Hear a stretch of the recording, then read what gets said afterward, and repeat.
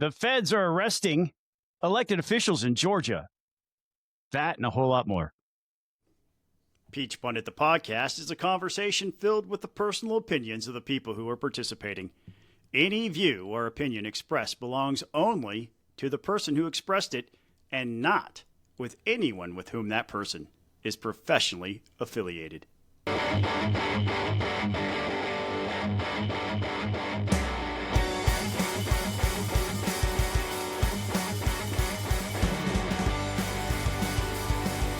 Gather round.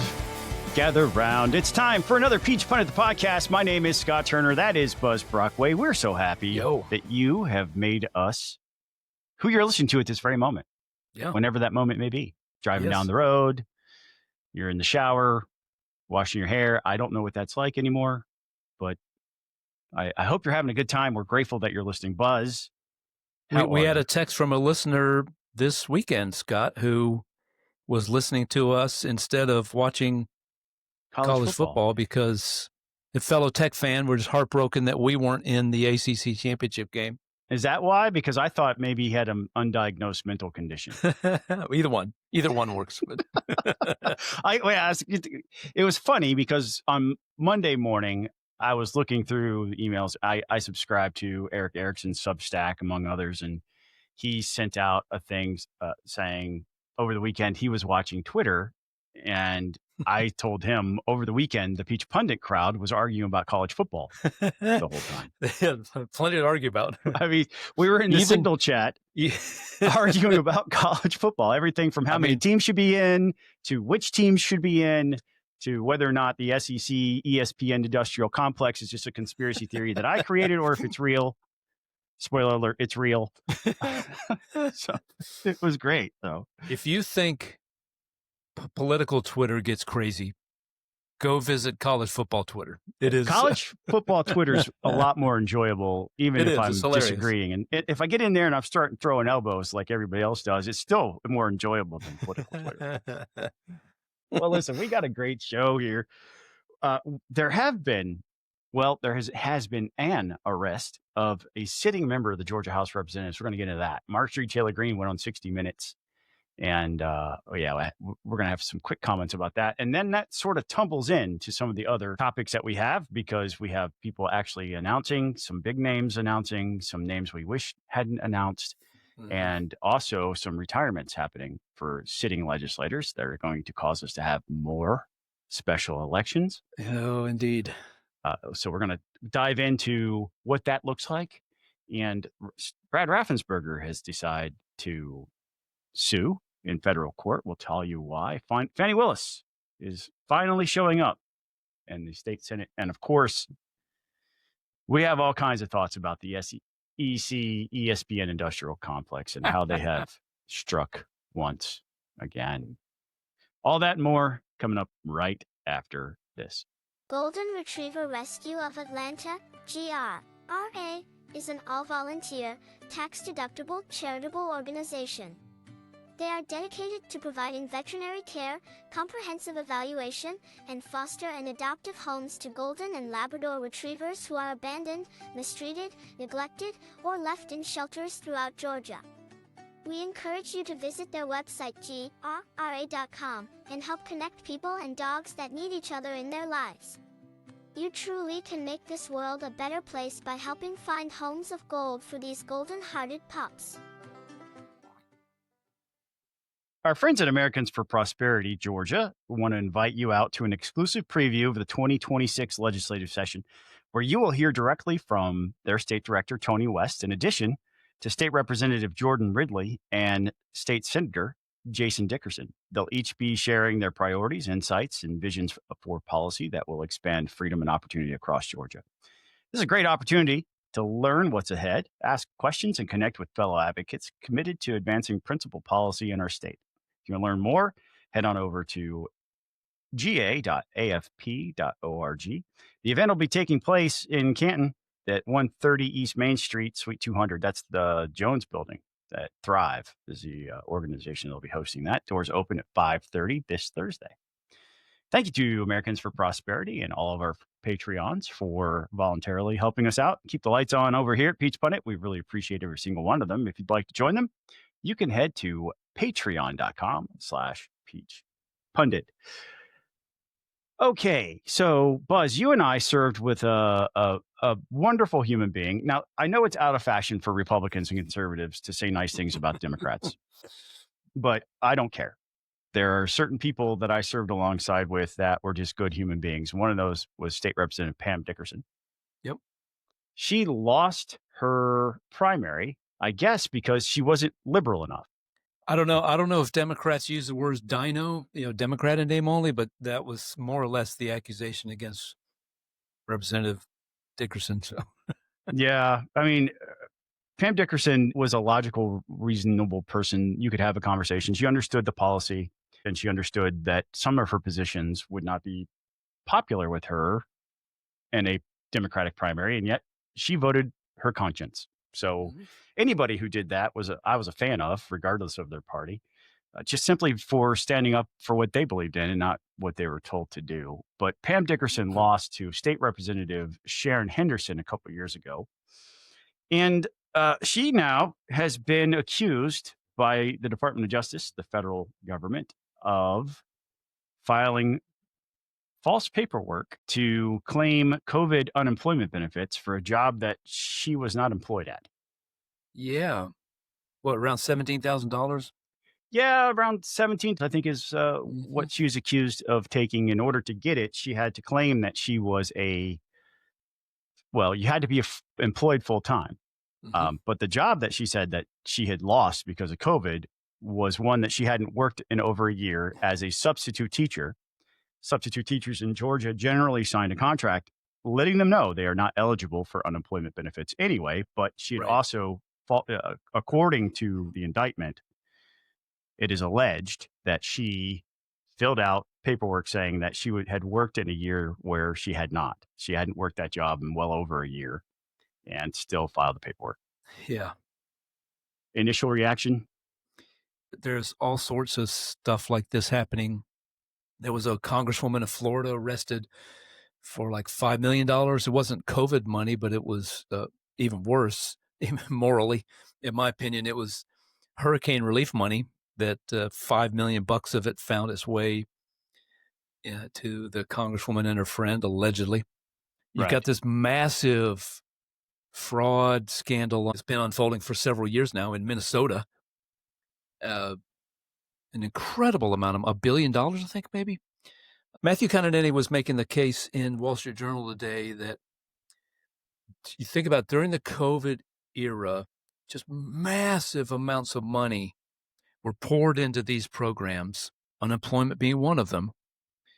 And the people out there who are inclined to try to get their fingers on money that doesn't belong to them looked at all that and said, sounds good. I'm going to stick my hand in that honeypot and come out with as much as I can. We've seen a bunch of arrests of just people we'd never heard of before here in Georgia in relation to all sorts of fraud. Mostly I forget the name of the program, right? But the one that went to employers to keep your employees PPP. Employed. PPP. That's right. A lot of fraud related to that, and now it's catching up. This keeping federal prosecutors employed for a long time, and so I'm on the one hand, I'm not shocked. Excuse me. On the other hand, I would have thought a state representative would not engage in such activities, and of course, I don't think she had been elected just yet, until proven guilty. Yeah, she won her election in 2020, and she was reelected in 22 and 24. But this might have happened right before. Right. So she applied for it in 2020. And so she was a candidate, I guess, at the time. Yeah. We've heard stories. Now, because the Department of Labor is the organization that distributes unemployment benefits, the legislature has a pretty close relationship there. In my last year, it was a part-time job for me to help people navigate the Department of Labor's backed up, terrible operation they had.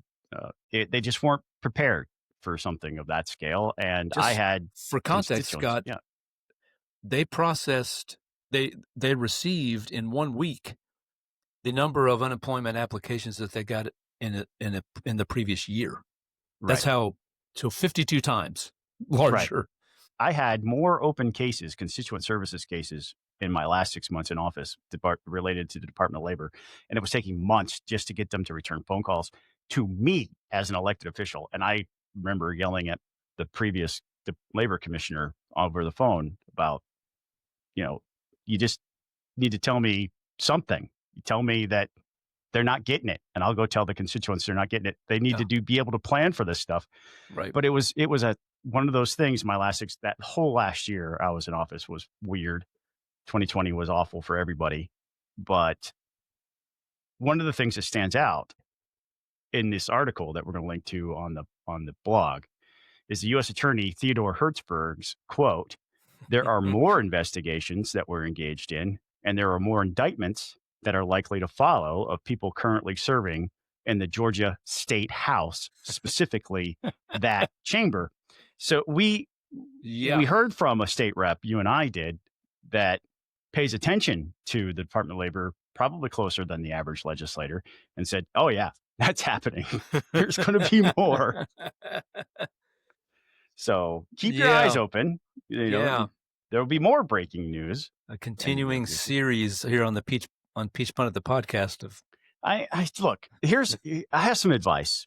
If you're one of those people who's being investigated and you did that, just go ahead and resign. Yeah. We're going to get into some of the other special elections that are going to happen. Let's just get them all done at the same time.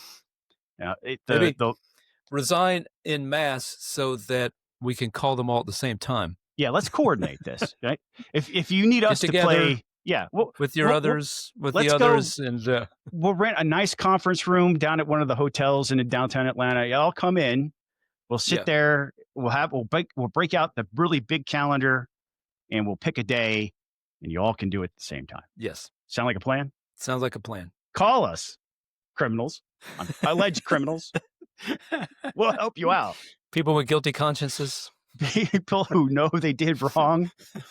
Don't wait for the headlines. Let's just get this knocked out. You don't need to be there. If you did this, you did this, right, and the evidence against Representative Henderson is pretty strong. We still have to say alleged because everybody's innocent until proven guilty, right? And we honor that. But the evidence that they have is pretty strong. Mm-hmm. If she's done that, then she just needs to go ahead and resign. Everybody and if you aren't making headlines, but you did that, you don't possess the character to serve in that chamber. So just go on. Yep. Thank you for your service up to this point. You'd be doing the honorable thing. Yep. Oh, special elections everywhere. And one of those is for Marjorie Taylor Greene, who went on 60 Minutes and sat with Leslie Stahl. Yeah. Did you watch the interview at all? Some of it. See, I saw some clips. Yeah. Okay. And the clip that is on 60 Minutes, we're going to link that to the blog as well. The is a 53-second interaction between Leslie Stahl and Marjorie Taylor Greene. And Leslie Stahl says to Marjorie Taylor Greene, people want to know, what are you doing next? And Marjorie Taylor Greene says, I'm not running for anything. I would hate the Senate, she said. I'm paraphrasing very closely. I would hate the Senate. And I told you last week, I didn't think she'd run for Senate because of her statement that she made. And she says, I am not running for governor. Now, those two statements are different. If me being in politics, I have come to identify the parsed statement very well. She's right. She's not lying. She's not currently running for governor. Yeah. And yes, she would hate the Senate. And she said, people look at me and they say, okay, yeah, sure. Wink, wink. And I'm like, no, I'm not doing it. Okay. Yeah, sure, Marjorie. This is me now saying, this is Scott Turner saying, wink, wink. Sure, you're not running for anything. We believe you. Wink, wink. So we talked last week about possible things she could do. And I mentioned that the Commentary Magazine folks were like of the mind that she would follow the Candace Owens recipe for podcast riches. So I suppose that's still on the table. She was not asked about that, and she did not comment on that. But as for governor, the clock is ticking. Even somebody with her fundraising prowess would need to get in the race pretty soon, or it's going to be too late, because there are 3 other candidates in that race who have been in the race for a while and are raising money and getting people lined up behind them to support them. So, the clock is ticking on this whole thing of, is she running for something in 2026? Yeah, maybe. She says she's not running for president too. So I don't know. That could be yet. Well, I mean, the couched statement, the parsed statement is in the present tense. She is not currently running. Right. And right. Any of these statements are subject to change, because all she has to do is say, ladies and gentlemen, the people of Georgia have let it be known to me that I must run for XYZ office. So all this can change at any moment. She's on this thing about, talking about how mean-spirited Donald Trump is. Almost every appearance she's making now, she complains about how mean he's being to her. Yeah. But I'll just point out, she retweeted today a picture of Laura Loomer, make plastic surgery great again. I'm just saying. I don't think she's the most repentant member of the church. No. Yeah. But Trump was not happy with her appearance. He went on to reiterate that she's a traitor. Well, she's not America first. He amended her nickname. Did you see the amended? No. What is that? Oh, it is now Marjorie Trader Brown, because when green things go bad, they turn brown. Okay, that's getting too convoluted there, Trump. But then, of course, in his truth, or whatever they're called, on his own social media platform, he went on to talk about how unfair Paramount is to him, and CBS owes him an apology, and on and on and on. So the grievance train continues. Yeah, this is one of the things, is a recurring theme for Marjorie Taylor Greene. I'm going to read one of the things that she has posted on social media. All of the death threats came from the left until I stood with the Epstein survivors, women who were raped as teenagers, abused and trafficked by rich, powerful men. And that's when President Trump turned on me and called me a traitor. And then new death threats and harassments came from the right or somewhere. We received pizza doxing deliveries, pipe bomb threats at my home and construction company office, and assassination threats directly on my son, Derek. The police and local FBI and GBI promptly responded. I sent these assassination threats on my son to President Trump, in which he responded with harsh accusatory replies and zero sympathy. She goes on to say, it was shocking to be treated this way by top Republican Party leaders, considering everything I did to help elect their boss, and the fact that I have paid all of my dues, $350,000 plus, to the NRCC every single Congress, including this one, and have a 98% voting record with President Trump and 100% rating by Conservative Review. I posted this on my own social media and said, Marjorie Taylor Greene has been red-pilled. She has woken up.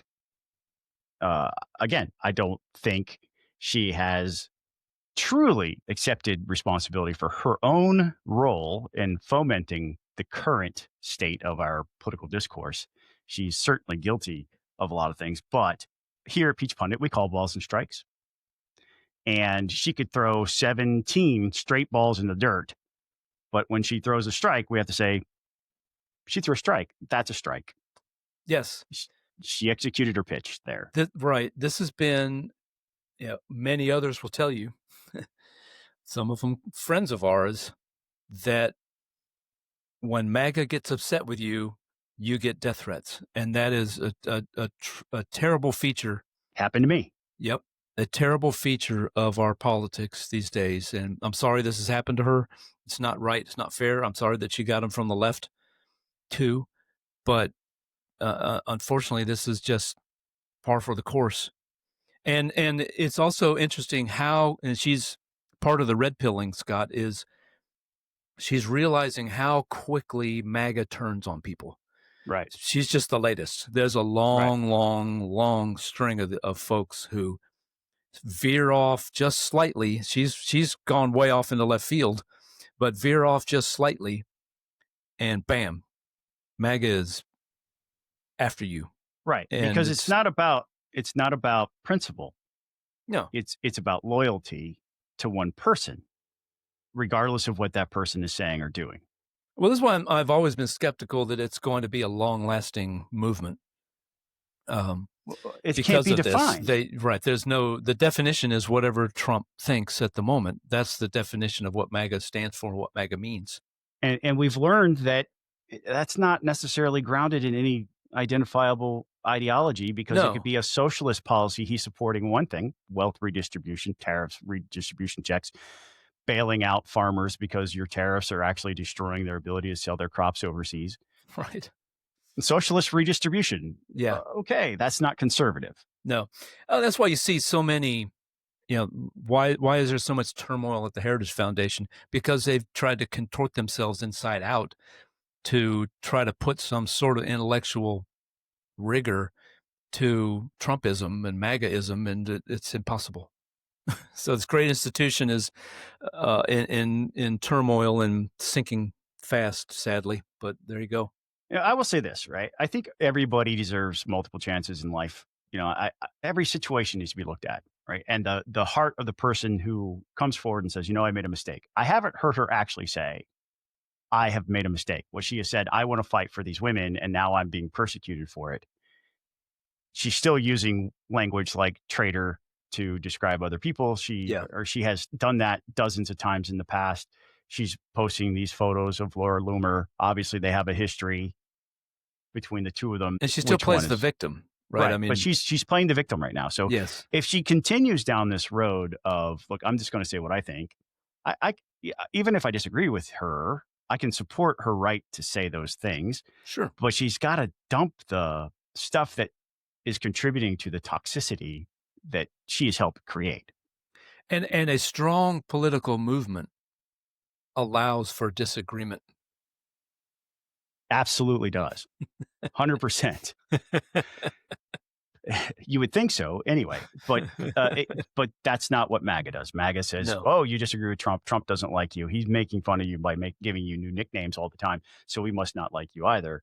Yeah. The really sad and annoying part for me, that actually makes me angry on her behalf, is the death threat stuff. Yes. Especially when she's It's involved outrageous. in her family. Yes. It's just, anyway. It has created the need to replace her. And this is an opportunity for us to discuss Georgia's resign to run law. Because a lot of times you will have somebody in our state legislature decide that they want to run for Congress in an open seat. Many times their election day has less than 30 days from the time that the election is certified to when they would take office in their term. And therefore they're allowed to keep their office. Right. So that's it's sort of convoluted, but if I'm not explaining this well, just punch me in the comments, tell me I didn't get it right. But if you are a sitting member of the legislature and you decide to run in a primary for Congress, an open seat, which is usually in May, right, you can qualify in March, run that campaign, stay in the state Senate, and go about running for Congress at the same time. This is not that. No. This is a special election to fill a term that is already underway. So the law actually says that the moment a member of the legislature qualifies to run, pays their fee, and files their paperwork, that seat is considered vacant at that moment. They don't have to resign. They don't get to resign. Right. They are resigning by signing the paperwork. Because if the office that you were seeking begins before the office that you're holding ends, right, that's when that law kicks in. Right. And so the moment that any state senator decides to run for this seat is the moment that they will no longer be a state senator. This is qualification, right? Yeah. Qualifying is right. So we're talking about whatever it's going to be, middle of March. Qualifying is going to happen in January. Okay, yes. Yes. Right? When she resigns. When she resigns, within a couple of weeks, the governor is going to set the date for a special election and the qualifying date.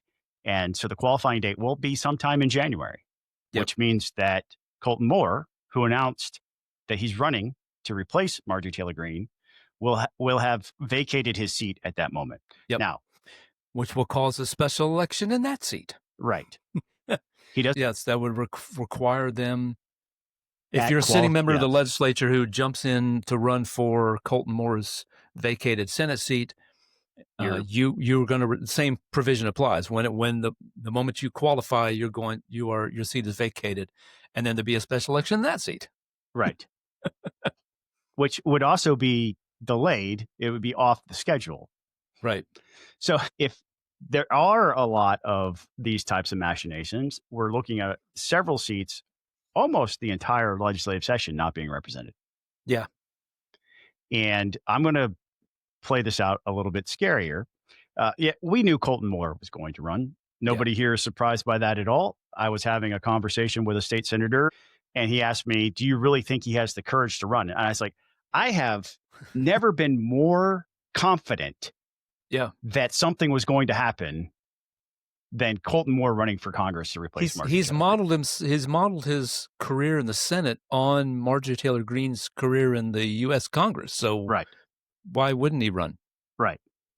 And the moment that he saw Trump and Marjorie Taylor Greene begin to bicker at each other over the Epstein files, he took to Twitter to publicly excoriate her for not being good at constituent services. So he was setting himself up to be the chosen primary opponent for Marjorie Taylor Greene, but now she's gone. And we have heard through the grapevine, I have no inside knowledge to this, but the grapevine tells me that Marjorie Taylor Greene despises Colton Moore. That's what we've heard. I don't know how true that is. I've never seen them in the room together. I've never seen them interact, and I've never spoken to either one of them about each other. It would make sense. It would make sense because if you're Marjorie Taylor Greene, you're sitting there, and here's this guy who is behaving as he's behaved during his time in the Senate. He's clearly gearing up to run for Congress. And so you might start grow suspicious. When is he going to primary me? Yep. And he is highly ambitious. Yes. Like, when our founders said that ambition must be made to counter ambition, I think they had people like Colton Moore in mind. Yes.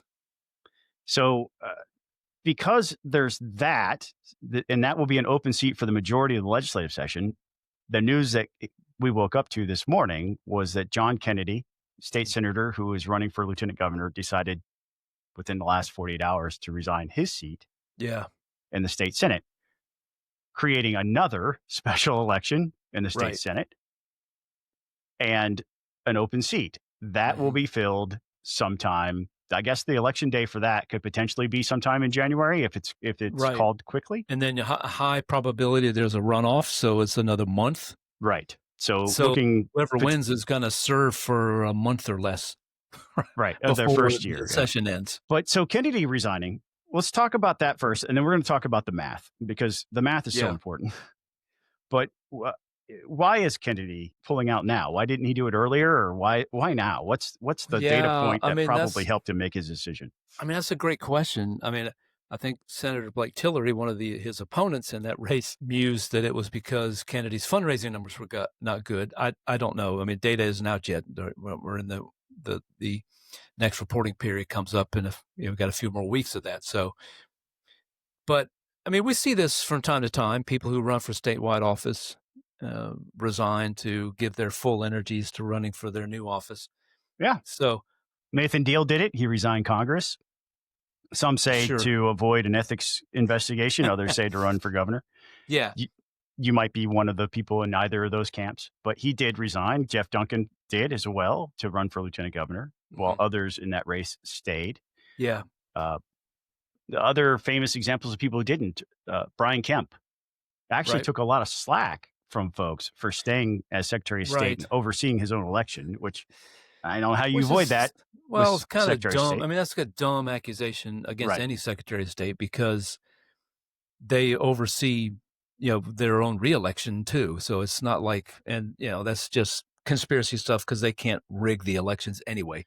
They can't, because it's decentralized election process. Yes. The Secretary of State may be the chief election official, but he doesn't actually do the work. It's the counties who do it. Right. And it's But layer of protection. But back to Kennedy, I mean, I'll just be honest with you. I like him. I have a lot of respect for him. I might even vote for him. I wish he had done it earlier. If he'd have done it earlier with enough time so that his replacement could take office at least early in the session before the real work starts, that would have been preferable, I think. So it does open him up.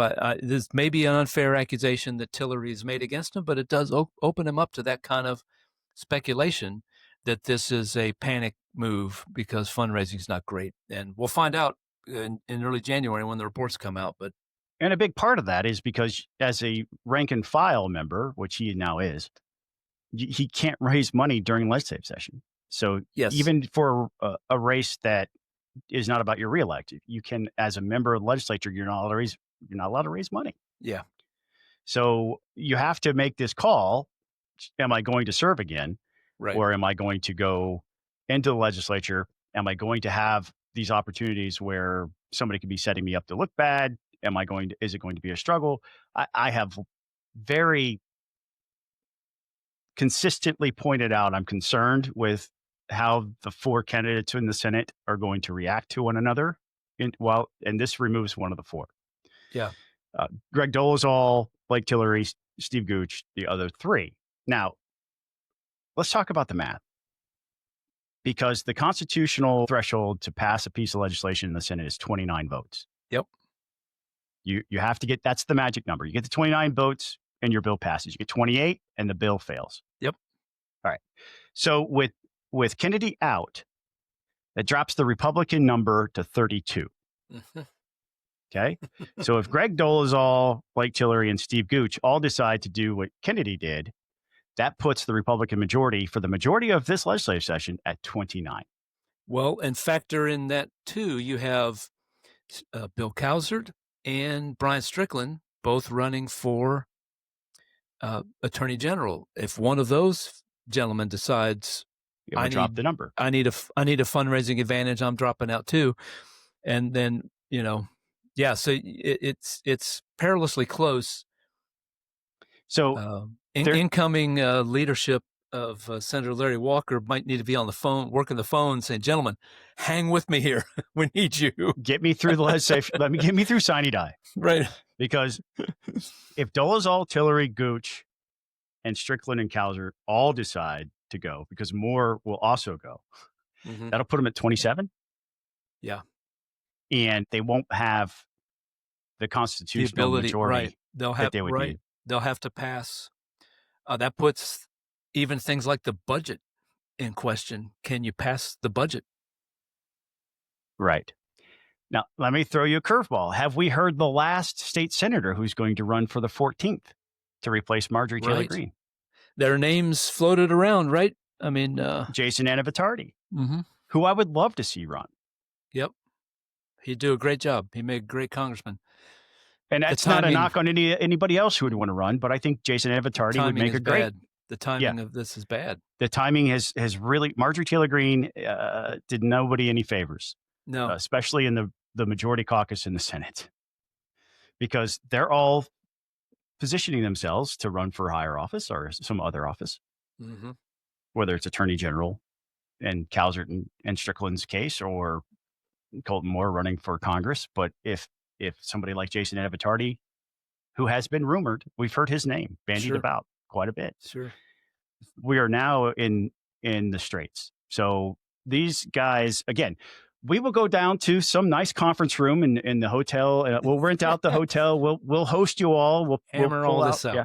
Yes. We need a family meeting. It's just, what do we call it? The Peach Pundit Beer Summit, right? Where we all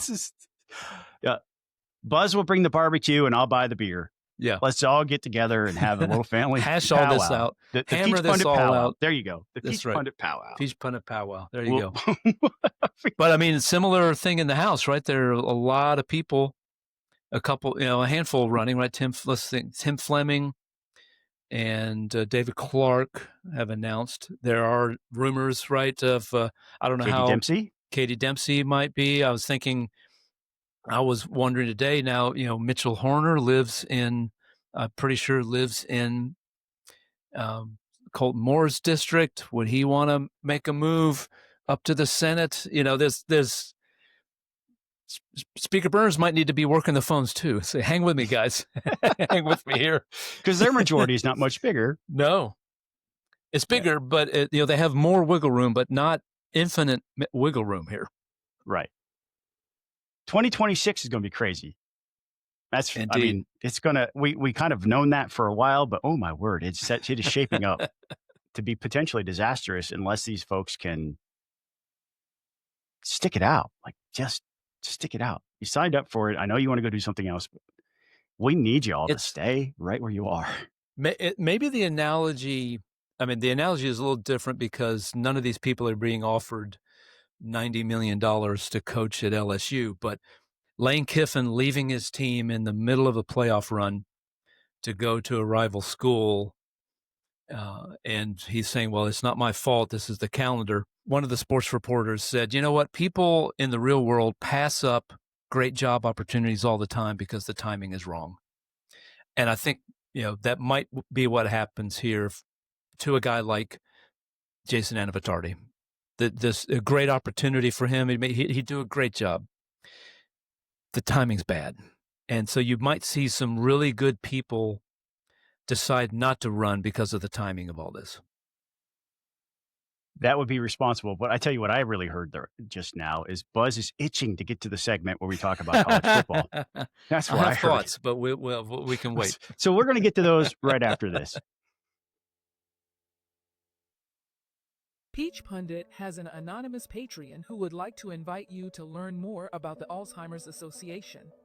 The Alzheimer's Association leads the way to end Alzheimer's and all other dementia by accelerating global research, driving risk reduction and early detection, and maximizing quality care and support. No one should fight Alzheimer's alone. With your help, no one will. Learn more on their website, alz.org.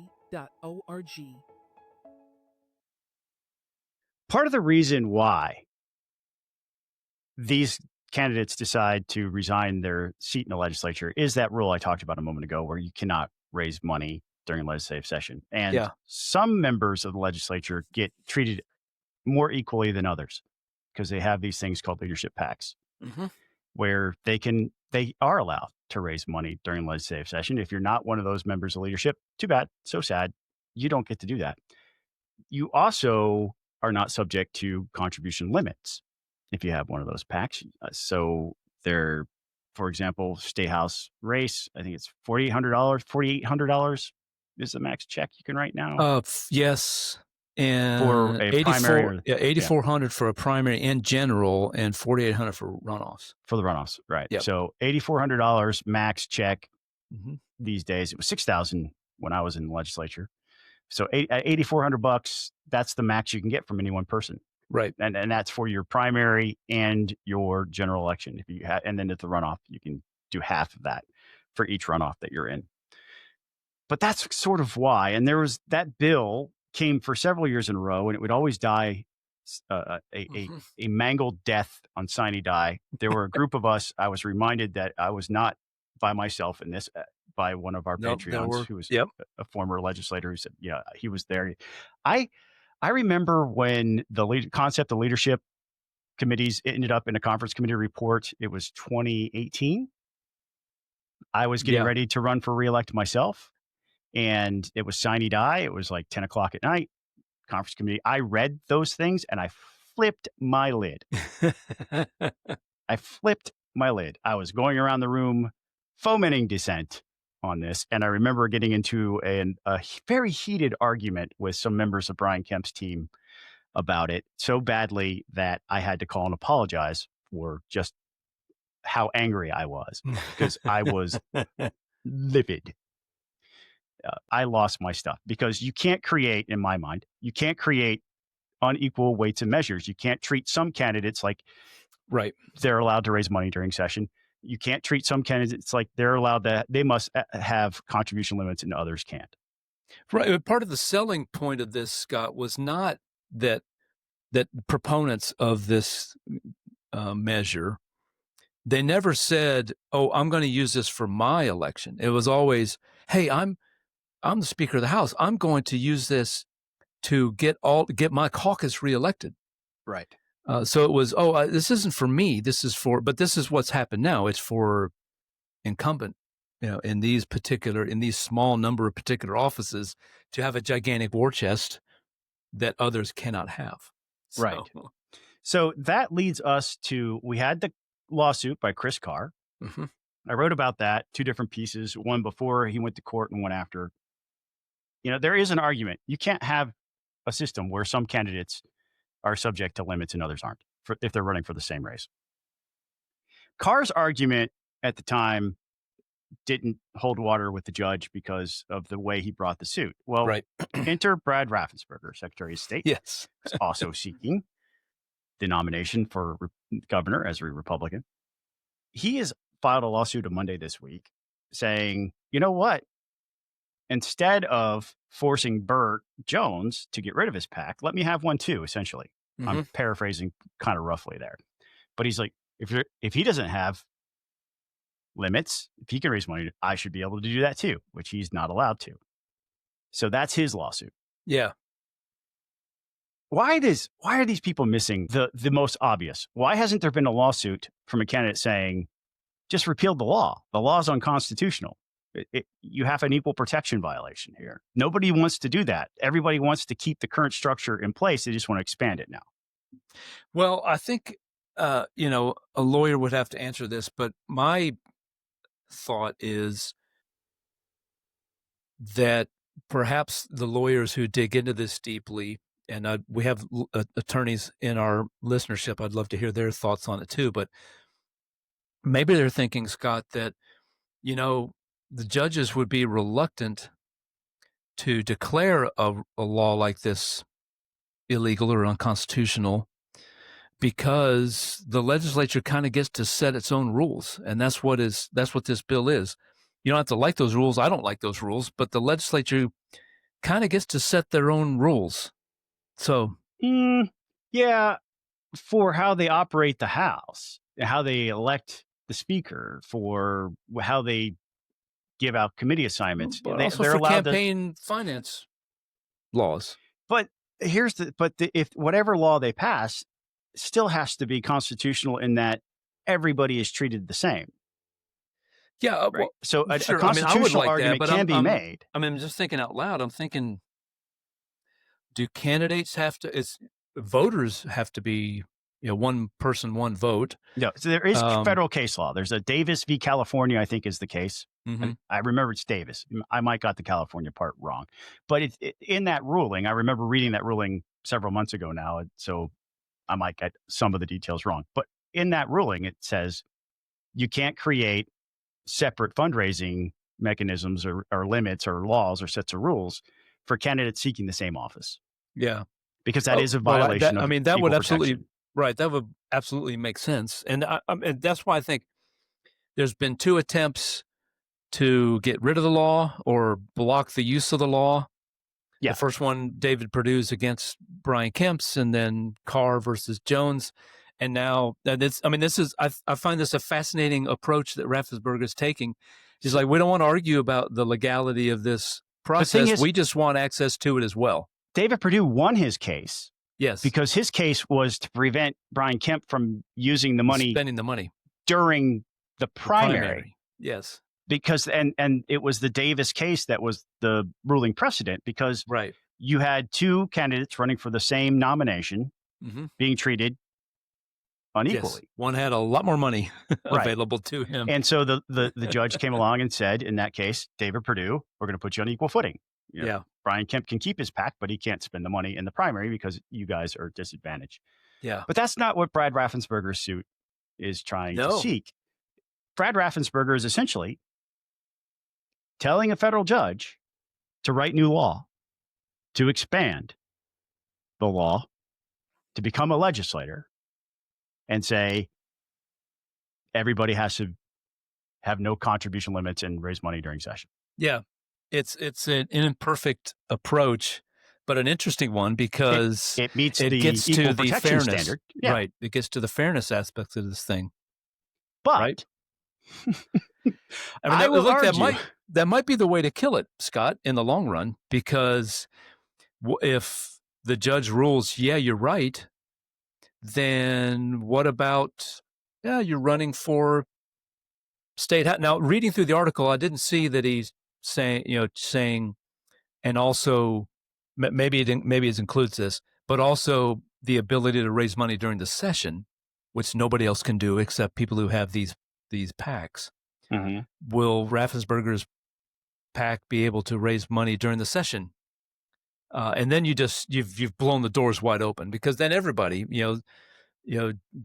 candidate, John Doe running against Jane Doe in the House District 145 wants these too, and then suddenly everybody's got them, and then maybe then they'd wake up and say, this is a stupid law, we need to get rid of it.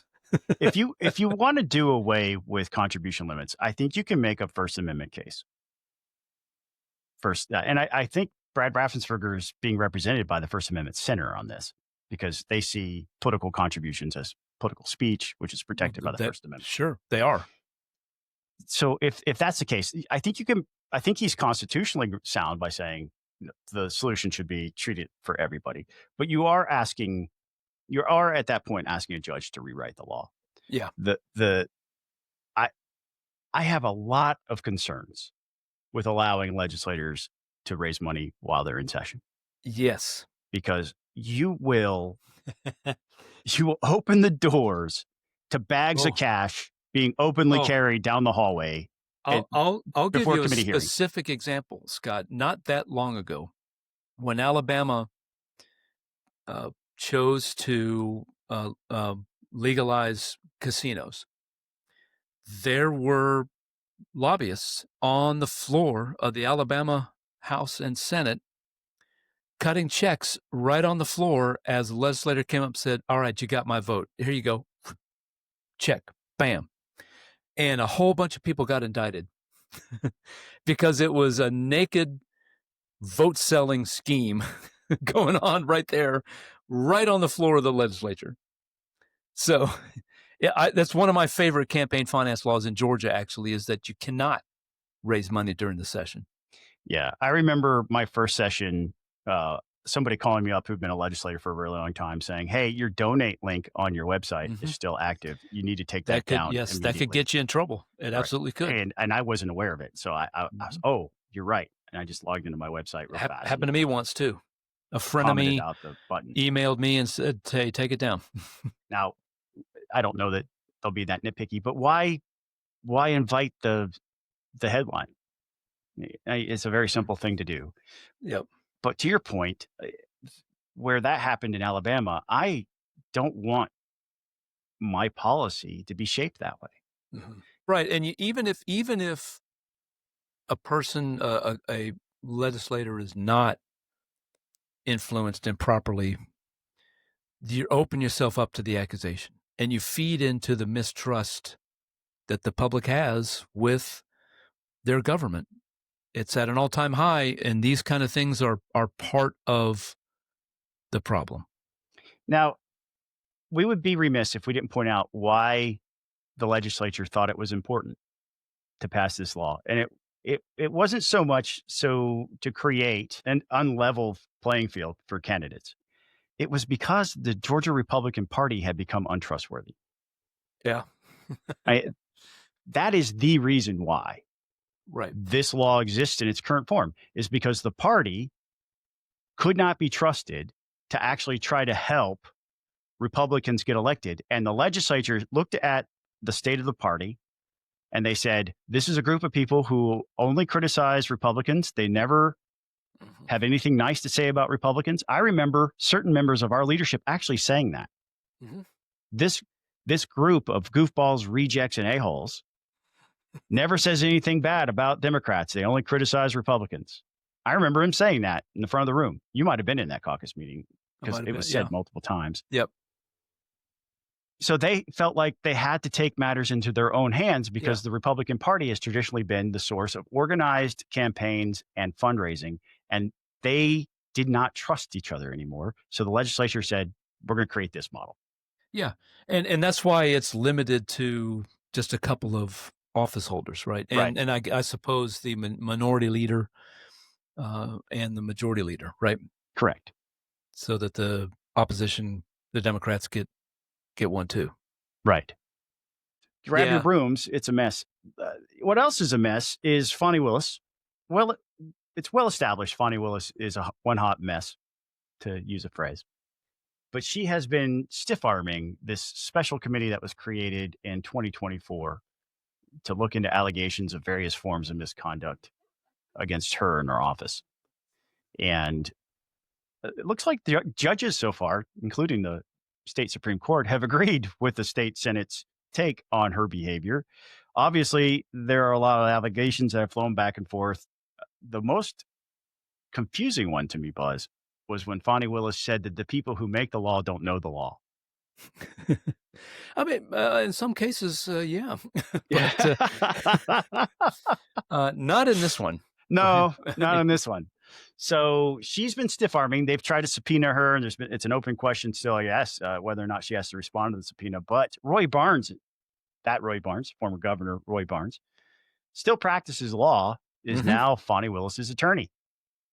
And Roy Barnes has informed the media that Fani Willis will appear, in fact, in front of the committee next Wednesday.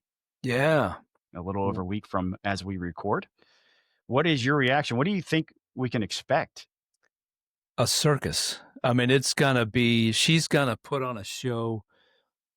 If you remember when she was called to testify in the Trump trials where which she did not have to do.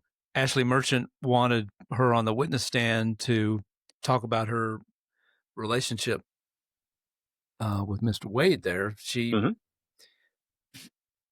did not help her case. So, I mean, just say she did not endear the judge nor anybody else in that courtroom to her side of things, right? So I kind of think the same thing, something similar will happen here. She will be contemptuous. She will, the phrase, the quote you gave earlier, she will come in with that kind of attitude. And it'll be wild. So I watched every minute of her on the stand because I was so fascinated by it that she would even take the stand. She didn't need to, and she did. Right. In this case, there's been a lot of pressure, especially in light of the fact that the case against Trump has been dropped, for her to continue to come and talk to this committee. The people on this committee are not rookies. This ain't their first rodeo. You know, they got Bill Cowsert, you've got Blake Tillery, you've got Dolezal's on there. You've several people running for higher office. Yeah. If you think you're going to come in there and you're going to own people, if you think you're going to come in there and you're going to say, you guys don't know the law, you're going to get owned. Roy Barnes would do well to tell his client to say as little as possible, to answer completely as you possibly can in one or two sentences. Smile and say yes and no. Because she was combative against Ashley Merchant. Yes. And her testimony is really probably what has undone her from being able to prosecute the Trump case. Right. And yes. I mean, if you want to point to a moment that the case against Trump and all those other folks died, it was that moment. It was that exact moment. And she's on the stand like there's dripping attitude. Dripping. So it'll be interesting to see if you're right, Buzz. I kind of think you are, but I also think that Roy Barnes is a really good attorney. Yeah. And no doubt. He absolutely is. And he's a politically savvy guy. He's already out there trying to misdirect. He says that if the legislature needed to arrest everybody who's fooled around with an intern or coworker, that they wouldn't have a quorum. I don't think that that's even close to being true. There's certainly a handful. Maybe in the day when he was governor. Right. I did not experience that. I did not see a lot of infidelity. I did see some. Yep. And some of those you don't need me to tell you about. You could go Google it and read. There are people who've lost their chairmanships. There are people who've lost their offices, their office space, but not just where they, and also their reelects because of their penchant for infidelity. And accusations of infidelity will always fly regardless of whether or not they're grounded in truth. My experience is that infidelity is pretty rare among members of the General Assembly. That might not have been the case under Roy Barnes, as you said, Buzz. But yeah, that has nothing to do with this. No. So, but Roy Barnes is a master at getting the media to say those types of things. So that might be. So let's game this out. I'm assuming she has a right to counsel, right? So Barnes at least is going to try to be sitting right there next to her.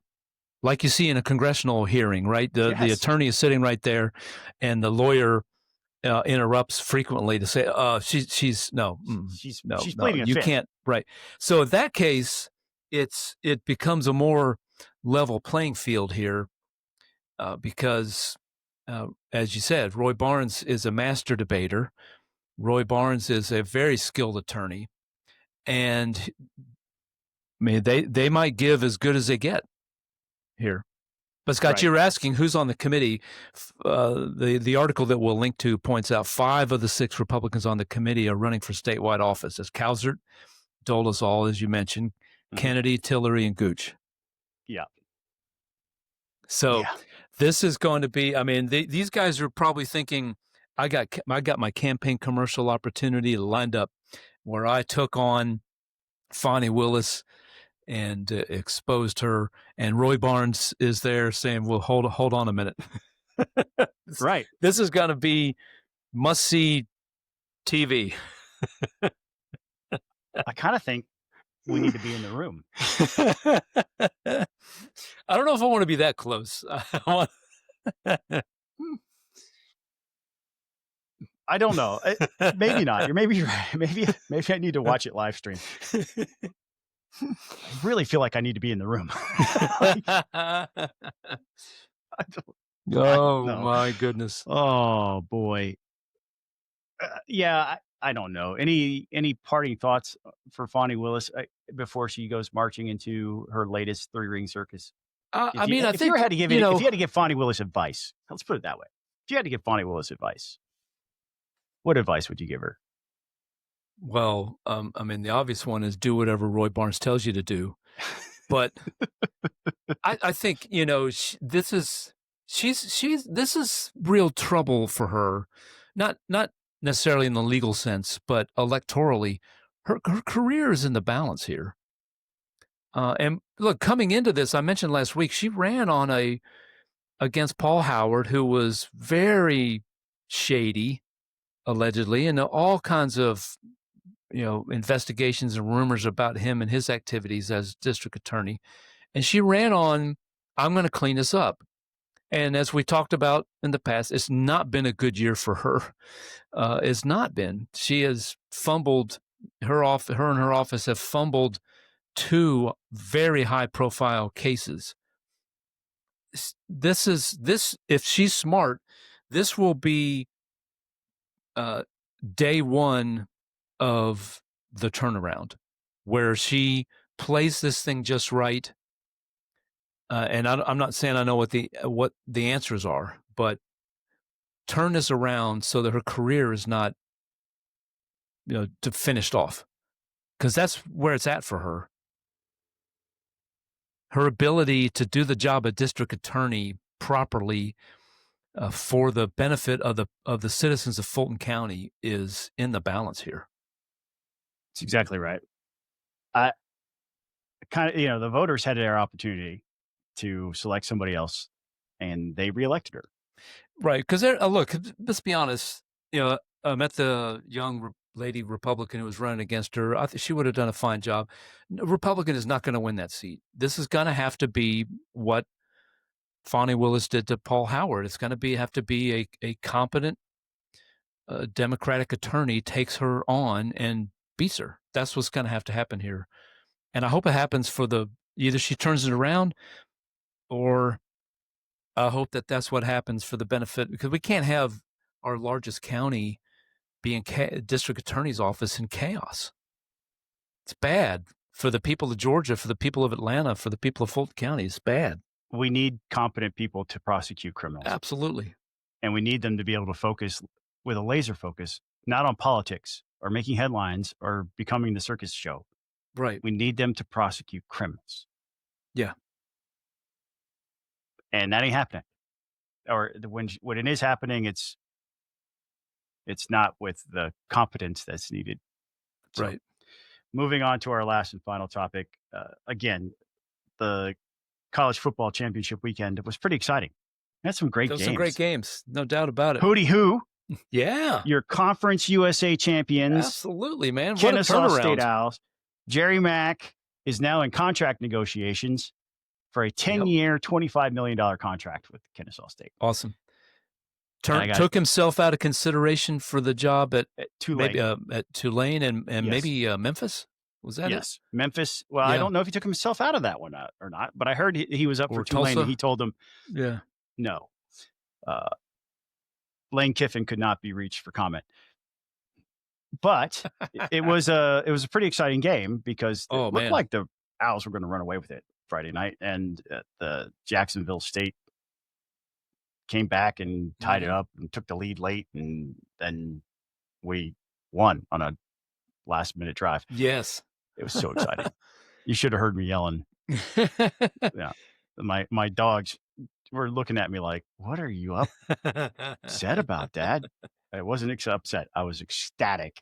So it's what happens when you hire a coach that doesn't run the triple option. Just saying. You know my pain there, don't you? But over the weekend, we had other games played. The SEC championship game featured the Monkey Off Your Back Bowl. Oh, man, in a big way. By the University of Georgia. Took care of business, man. Who absolutely destroyed the Alabama Crimson Tide and made most people in Georgia very, very happy. I think even Tech fans can be happy that Alabama lost, right? I was at an event on Sunday, and with my family, we were walking around. I'm wearing my Tech hat, and a Bulldog fan, elderly gentleman, said, "Who are you pulling for?" Last night, and I said, I actually was hoping that Georgia would win, and I was hoping it would play out like it did, that Georgia would thump them, because no offense to Bama, they're a great program with great history. This year, they're just not there. And I didn't think that they deserved a spot in the playoffs. And I thought that maybe Georgia thumping them like a drum would convince the committee that they need to boot them out. And I was half right. It should have, but it didn't. During the college football playoff selection show, I looked down at my phone, and there's no fewer than 60 notifications from the Signal chat. Everybody in the Patreon community of Peach Pundit had opinions. And they ranged from, there should only be 4 teams. That's a crappy idea. You can stop paying me as a Patreon. I don't care. Today's college football landscape is about parity. Yeah, say what you will about NIL. Say what you will. Criticize it all you want. For the love of the game. And these players, there are problems. It has created problems, but there's a trade-off. The trade-off is you can have a team like Brigham Young University. Sure. Texas Tech. Only lose 2 games. Virginia. They didn't get it done, but Virginia. Why is Virginia all of a sudden there? Because they got money. That's an alumni base that's got money. Right. And I'm saying this as a blue chip football fan. I grew up rooting for Florida State. And the current state of the Florida State program breaks my heart. But I was really happy earlier this year when they curb stomped Alabama. They boat raced Alabama. They dominated Alabama so incredibly thoroughly that Alabama's national championship hopes only resided on the fact that Florida State was going to have a strong season. But you know what? Florida State kind of sucks. And I'm a Seminole fan, and I can say that. They kind of suck. They won 5 games this year, one of which was against Alabama, where they boat raced them. Boat raced them straight out of Bobby Bowden Field. Doak Campbell Stadium was where this season's championship hopes died for Alabama. Should have been, because you have to look at the other teams that were up for consideration. You had this big controversy over the last 4 teams. Who was going to get the 12th spot? Yeah, you had 4 teams with pretty similar resumes, really. Yeah. Alabama, BYU, Miami, and Notre Dame. The fact that Miami didn't even play for their championship, for their conference, is stupid. But the ACC has to fix that, because Duke at 8-5 winning the conference championship as an unranked champion means that the ACC champion doesn't get an automatic bid. It's the 5 highest conference champions. Yep. And Duke is not that. So Duke's not playing in the playoff, and they shouldn't. They only won 8 games. Now they played a really good championship game, and they deserve to win that game. Super exciting game. Yeah, and that's kind of how overtime. every Virginia game has gone this year. Has been wild and crazy and exciting as heck. Right. Virginia should have won that game. They had no business losing that game. So Virginia's out. They would have been in if they had won, but they're out. And the way it works, you have these 2 minor conferences, Tulane and James Madison, are now in because Duke normally you would have had one of them, because the G5, right, the best, highest ranked team of the G5, which going into the week was Tulane. It's actually not just the G5. It's the 5 highest ranked conference champions, regardless of conference. Yes. So Kennesaw State's not ranked. They're not in a college playoff. They had no automatic bid. Right? There's no automatic bid for conference champions. That being said, now we have James Madison in Tulane. Somebody asked, is there a path for Kennesaw State? And I was like, well, Tulane would have had to tank.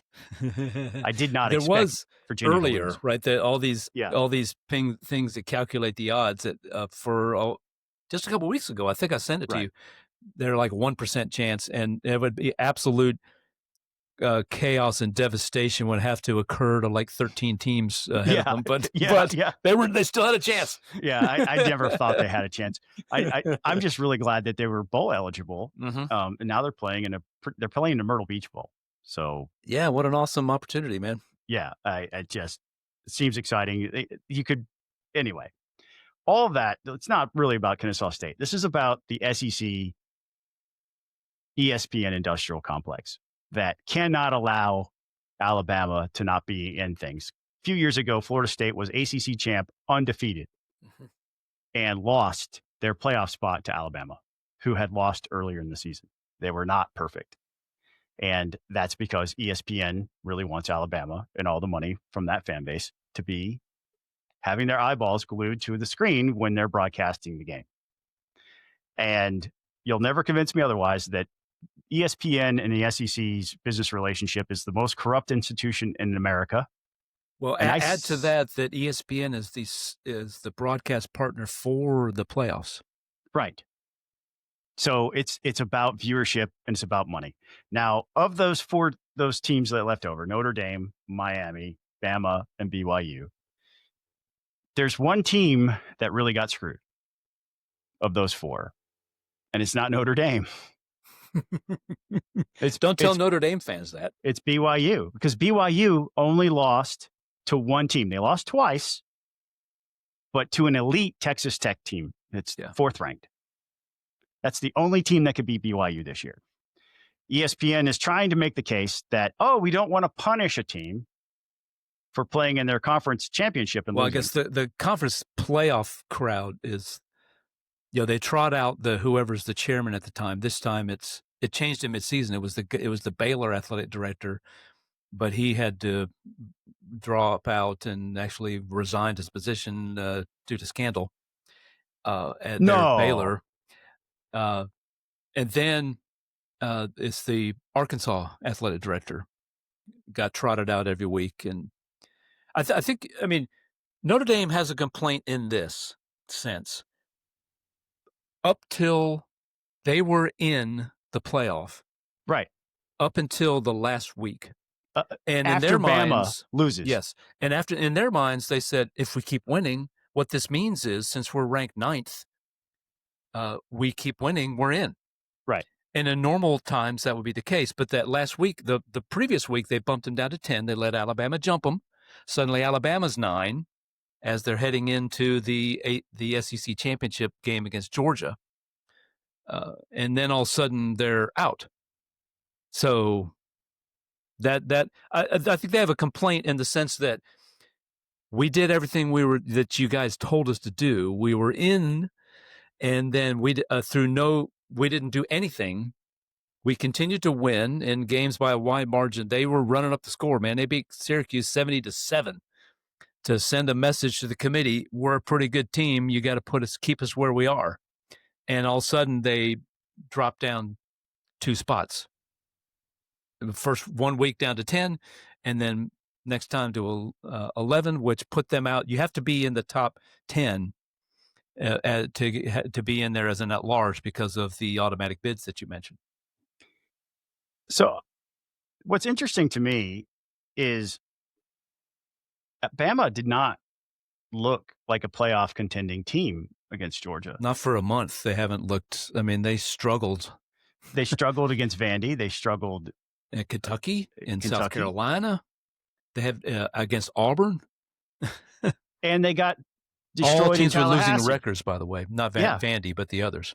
Right. And they had -3 rushing yards in the SEC championship game. There was somebody put together a chart. Here's all the SEC rushing yards for the SEC teams during championship weekend. And I think Georgia had like 141. Right. All the other teams, 0, 0, 0, 0, because they didn't play. And then Alabama -3. They didn't earn their spot. Yeah. The only thing that allowed them in was the committee. It's the most corrupt institution in America. It would be easier. I think people would take it better if the committee all along said, you know what, we'll decide, and we'll let you know who we decide. We will pick the teams that we like, that we think deserve to be in this, and whatever the criteria is, whatever we make up at the moment. That would be easier to take than having this multi-page document of here's all these rules. Well, we have to consider this, we have to consider that, because they make it up as they went along. Because nobody knew. Like when FSU got left out, nobody knew that having a player injured could be something that kicked you out of the playoffs, and that's exactly what happened. Yeah, in the case, even though they lost their player a couple weeks earlier, Jordan Travis got injured a couple weeks earlier, and they did not move down the rankings. They didn't move down a spot at that time when Travis got injured. They, kind of like Notre Dame this time, thought all we got to do is keep winning. And we're in. They kept winning. Why aren't we undefeated? Yeah. That ACC championship that Florida State won that year was ugly. That game was bad. Because what Florida State knew they had to do was our defense has to be dominant, and if we're gonna keep winning games against good teams, and it was ugly, and it was but it was the defense that won virtually all the games for them that year. Yes. Which brings me back to Notre Dame, because Notre Dame made a decision that Florida State probably should have that year. Notre Dame has opted out of playing a bowl game. Now, Buzz and I might have different opinions. I'm going to let him tell me what he thinks, and then I'm going to tell you mine as a jaded Florida State fan. I put a video on my Facebook page of Clark Lee, the head coach of Vanderbilt, who they were one of the teams that's out on the outside looking in. They were a little further down, but his coach said, "Yeah, look, we're disappointed. We came out on the wrong side of this thing, but we accept full responsibility because it was our play on the field. We had a chance to beat Texas and we didn't. We had a chance to I forget who the other team was that they lost. We had a chance to beat, maybe it was Bama, Alabama. We had a chance to beat Alabama and we didn't. Both those games were very close. We controlled our own destiny, and we, in those key moments, didn't get it done. That gave the committee, put us where we were. We are where we are because of that. And so we're thrilled to get to go to play Iowa in whatever bowl they're playing in, and we're excited about that because it's another opportunity to play football. We love playing football, any chance we can get to play football. And they were actually, Vanderbilt was running around trying to, on a rush, schedule an extra game during championship weekend while the championship games are going on to try to make another case to the committee. We're a good football team, put us in. That's how excited they were, to try to. So I think probably if Marcus Freeman, he's probably of that. I get the sense he's kind of that same. You put the football down, kind of like Brent Key. When Georgia Tech was criticized for playing the game in the Dome, and they said, "What do you think about it?" He goes, "I'll play him in Piedmont Park tomorrow afternoon. I don't care where we play Georgia. We'll play him anytime, any play. Let's go." So I think I'm more of that kind of attitude, and I understand opt-outs and all that kind of stuff. And the team that got thumped by Georgia, the Florida State team that got thumped by Georgia was not the same team. It wasn't. Not just because Jordan Travis was gone, because dozens, 27 other players. Dozens of players decided to leave the program, either to enter the draft or to transfer as a result of that decision. Florida State has yet to recover from being slighted with a 14-0 record, from being able to have their chance to at least make the case on the field. Yeah. Which is why we have an expanded playoff. Why they didn't go to 16 teams is beyond me. They should have absolutely gone to 16 teams, but it's all these half measures.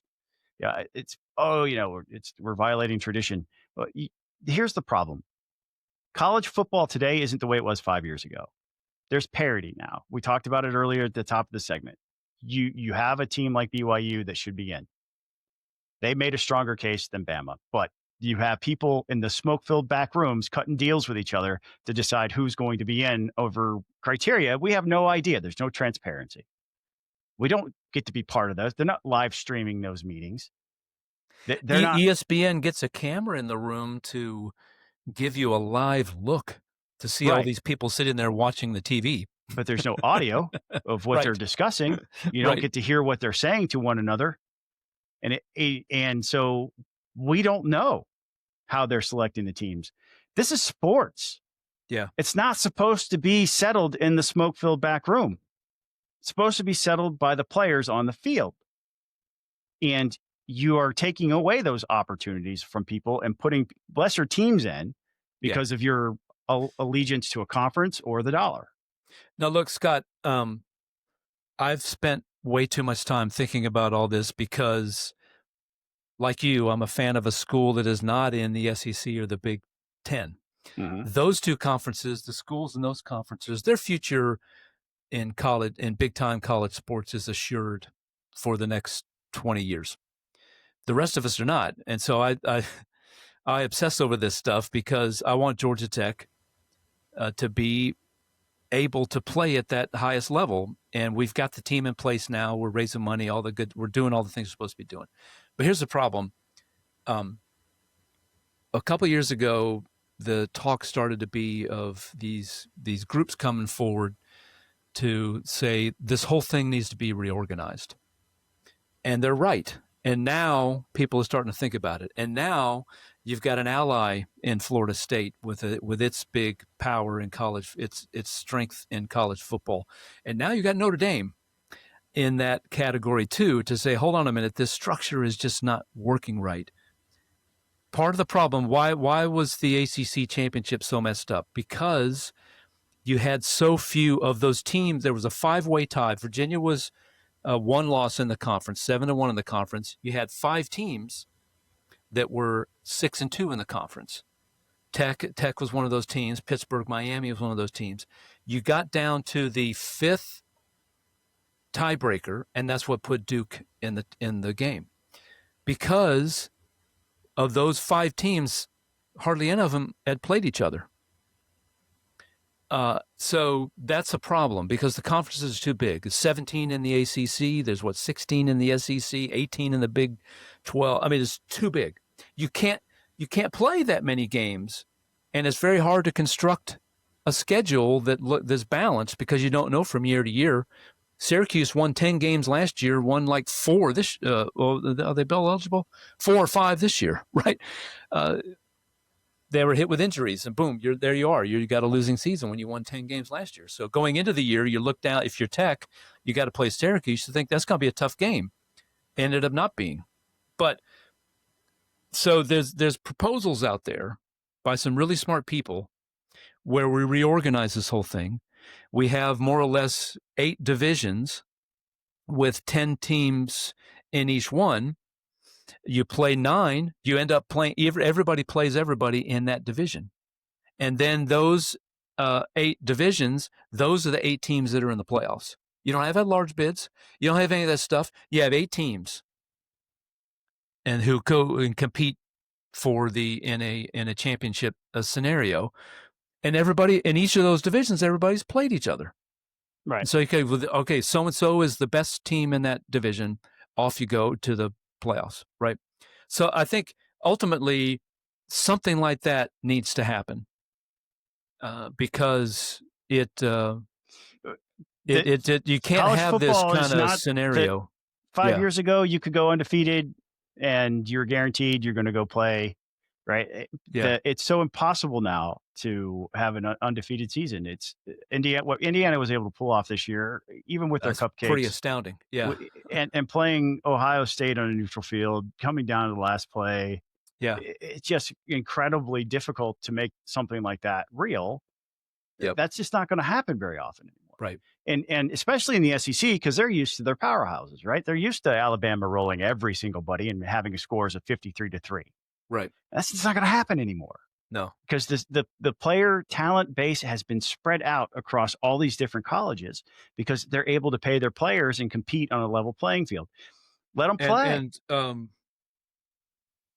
And Kirby Smart complains about this because that's why Nick Saban retired. He keeps talking about that he doesn't have the depth that he used to have just a couple of years ago. Those 2 teams that won back-to-back championships had incredible depth. Right. He doesn't have that depth now because of NIL and because of this opportunity of players so they being actually able have to go coach find a spot to play. The kids who aren't the 5 stars. Yeah. So that when it is next man up, they're ready to go. They have to do more work.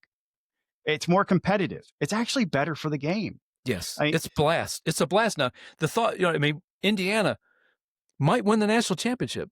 They haven't won. It was bizarre. They had lost 30 games in a row to Ohio State. 30 games in a row. That defense. I think they've Saturday night. Holy smacks! I think they've only beaten Ohio State 2 or 3 times in their history. Yeah, and now they're an awesome team.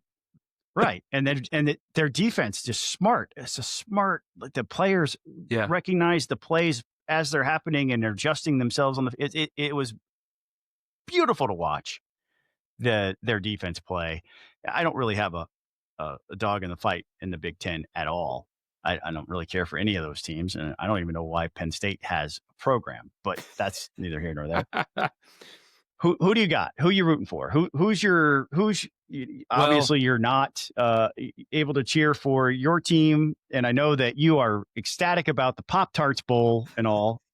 But who do you got? If you can't make the playoffs, the Pop-Tart Bowl is the most fun of all the bowls because it's just hilarious and the Pop-Tart the trophy last year is an actual working toaster shaped like a football that you could Pop-Tarts. Put your Pop-Tarts in there.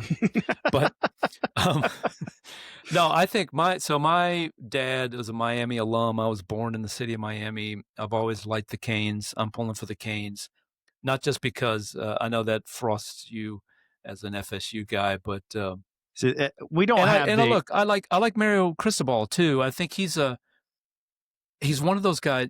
He's one of those guys that gets a lot of criticism that he can't win the big game, but they've said that about a lot of coaches, and you can't win until they win the big game. Until you win the big game, and I'd love to see that for Cristobal because I think he's a good dude, and he's another guy coaching at his alma mater, which I like. We've got a lot of coaches now coaching at their alma mater, which is great to see. So there are 2 teams in all of sports, professional, college, whatever. I will never, ever, ever root for them, and they are the Florida Gators and the Miami Hurricanes. So Understandable. I have they're rivals. And I back in the have 90s, man, y'all had some epic games between Miami and Florida State, just epic football games. Look, there are a couple of field goal kickers that if you mention their names will send me into depression for several days. So we're just going to I still remember when Bowden recruited Sebastian Janikowski and said, Sebastian Janikowski is the best Seminole in Florida State history. He said, I have finally solved my kicker problem. Finally. With all due respect to Deion Sanders, Sebastian Janikowski, king of the Knolls. Hands down, king of the Knolls. Because I will say, I do kind of feel for the guys at Ole Miss who got jilted by Lane Kiffin, which we could do a whole show on. The craziness there. But yeah, the fan base over there. I wouldn't be sad if Ole Miss won, just to say, and sure, Lane Kiffin tried to take credit, but there's like, you weren't there, pal. You weren't there when we needed you most. This is a weird thing about the SEC, where like if Georgia's out of it, they're going to be rooting for Alabama, right? That to me is no, you don't do that. I've never understood that aspect of the SEC fan base. They're just like, whoever the SEC team is. It's and I'm forced. Like, Miami could die, and I would be okay. Right, but it's forced a lot of fans of other conferences to adopt the same thing out of defensively to say, well, somebody's got to strike a blow against the SEC, and they're. I'm pretty much any team other than the SEC in the playoffs, right? That's where I'm at. I know our listener base probably hates me right now for saying that. Yeah, we're going to get more comments on this segment than anything we've ever done, Scott. I'm going to root for Georgia. That's who I'm going to root for, right? See, we're both ACC guys. It's hard to root for our rivals. It's Georgia. It's Georgia versus Georgia Tech. They need to be humbled. How about that? I'll just say that out there, and you can shoot me emails and comments. That's fine. They need to be humbled. I'm rooting for the Dogs. I'm going to root for the Dogs. But if the SEC doesn't get a national championship, I'm also okay. They've lost less too, and it might be Indiana this time, which would be wild. Man. Right? How about the Big Ten, B1G? I guess. Anyway. You've been listening to Peach Fun of the podcast. Look, if you made it through, we're really long, but we wanted to talk about this college football thing because, frankly, we had so many opinions in the Signal chat. We're probably going to have to cut a bunch of that stuff. But also, Scott, I wasn't there, but at the Senate caucus meeting recently, they had a segment on NIL and college football, and I heard that. Most of the senators were kind of bored because it didn't directly involve worship of the University of Georgia. That's my opinion. But it's big business now, man. It's big business, economic development, all that stuff is tied up with this stuff. So. Oh boy. You've been listening to Peach Fun of the podcast. Thanks for listening. If you want to join our Patreons to help us keep the lights on, it's voluntary. Head on over to patreon.com/peachpundit. We'll add you to this list of people who we call the people who rock. They are Tony Weston of Friends and Americans for Prosperity, Amy Davis. We have 3 anonymous contributors, one of whom would like you to learn more about the Alzheimer's Association. Bethany Ballard, Bo Brennan, Colin Martin, Daniel Shaver, Emmanuel Hernandez, Jeff Cobble, Greer Howard, Hank Burnham, Harrison Edwards, James Hall, Jacqueline Harn, Jason Bankston, John Vestal, Jordan Reed, JT Marshburn, Justin Wright, Ken Pullen, Kenyatta Mitchell, Lawton Sack, Mike Bucher, Reed Powell, Ryan Graham, Brian Purvis, Sam Thomas, Sergio Ortega, Shannon Ferguson, and Stuart Wilkinson. Thank you to each and every one of our Patreons for helping us keep those lights on. We really appreciate you. We'll catch you next time. Peace out. Go Jackets.